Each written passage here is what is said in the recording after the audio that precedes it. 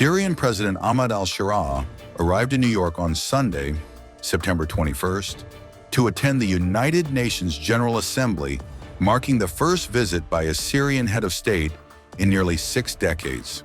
The last Syrian leader to address the UNGA was Nuruddin al-Tassi in 1967. Al-Sharaa's visit comes less than a year after his forces overthrew Bashar al-Assad's long-ruling regime, ending over 50 years of Assad family rule and nearly 14 years of civil war in Syria.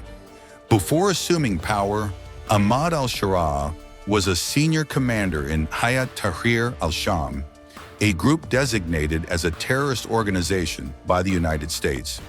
His rapid rise from militant leader to president has attracted international attention. Since taking office, al-Sharaa has positioned himself as a reformist, engaging with global leaders and pledging to rebuild Syria as a stable, safe, and unified nation. In May, the U.S. moved to ease some long-standing sanctions, though major restrictions under the 2019 Caesar Act remain in effect. Alongside his UNGA address, he is expected to lobby for further sanctions relief to aid reconstruction efforts. Negotiations with Israel are also on the agenda. Since Assad's fall, Israel has occupied parts of southern Syria and carried out multiple airstrikes on military sites. Al-Sharaa has indicated a potential security arrangement could be finalized within days, though Israeli officials caution progress remains preliminary. Syria's first parliamentary elections since Assad's ouster are scheduled for the 5th of October. Most seats will be decided through an electoral college system, citing logistical challenges for displaced citizens across the country. Al-Sharaa's presence at the United Nations marks a historic and controversial return for Syria to the international stage, as he seeks to secure global engagement while managing domestic reconstruction and security challenges. U.S. President Donald Trump met Syria's interim president Ahmad al-Sharaa in Riyadh during the Gulf Cooperation Council Summit, marking the first such meeting in 25 years. Trump praised al-Sharaa's strong leadership and pledged to lift sanctions, offering crucial support to war-torn Syria. Likewise, in Syria, which has seen so much misery and death, there is a new government that will hopefully succeed in stabilizing the country and keeping peace. That's what we want to see in Syria.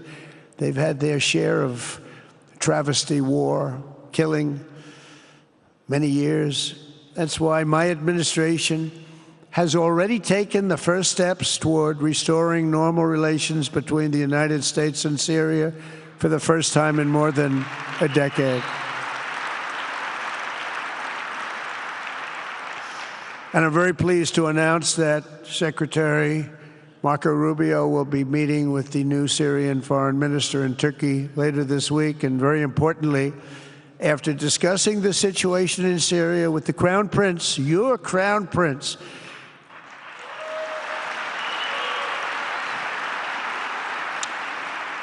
and also with President Erdogan of Turkey, who called me the other day. Amidst the events that are shaking our beloved homeland, I find it a national duty to address these words to you as a heartfelt message to this people who have always defied hardships and never wavered from their steadfast principles. Our people who have sacrificed so much, both precious and dear, so that Syria may remain free and proud at the forefront of nations striving for dignity and honor. Our people rose up in a revolution to gain their freedom, and they triumphed, making tremendous sacrifices. And this people remain ever ready to fight for their dignity should it face any threat. O proud Syrian people! Today, as we face this new challenge, we find ourselves in the midst of a battle aimed at protecting the unity of our country, the dignity of our people, and the resilience of our nation.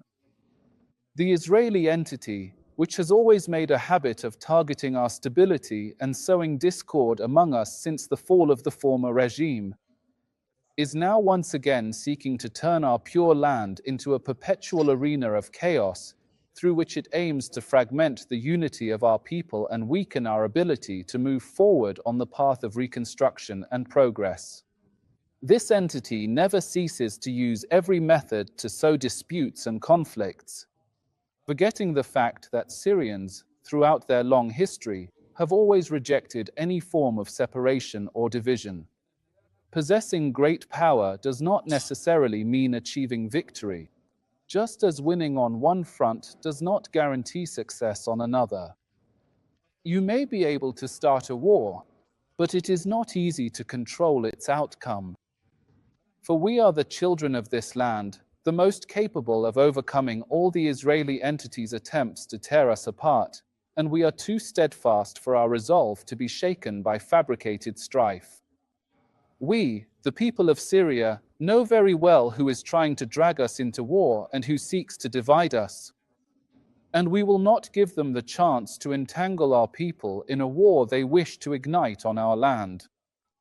A war that has no purpose other than to fragment our homeland and scatter our efforts into chaos and destruction. For Syria is not a testing ground for foreign conspiracies, nor a place for others to pursue their ambitions at the expense of our children's and women's blood.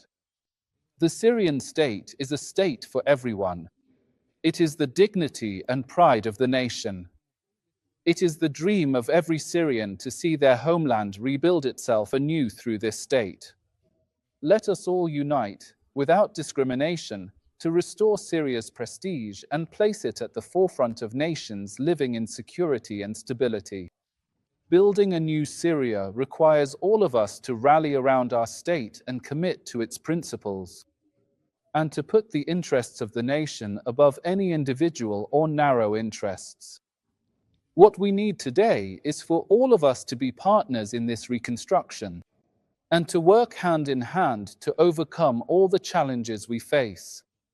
Unity is our weapon, hard work is our path, and our steadfast will is the foundation upon which we will build this bright future. I would also like to especially mention in my speech our Druze brethren, who are an integral part of the fabric of this nation. Syria will never be a place for division, fragmentation, or the sowing of discord among its people. We assure you that protecting your rights and freedoms is one of our top priorities, and that we reject any attempt to drag you towards an external party or to create division within our ranks. We are all partners on this land, and we will not allow any group whatsoever to distort this beautiful image that represents Syria and its diversity. The Syrian state, with all its institutions and leadership, intervened with full determination and resolve to put an end to the internal fighting that took place in Sweden between armed groups from Sweden and surrounding areas as a result of old disputes.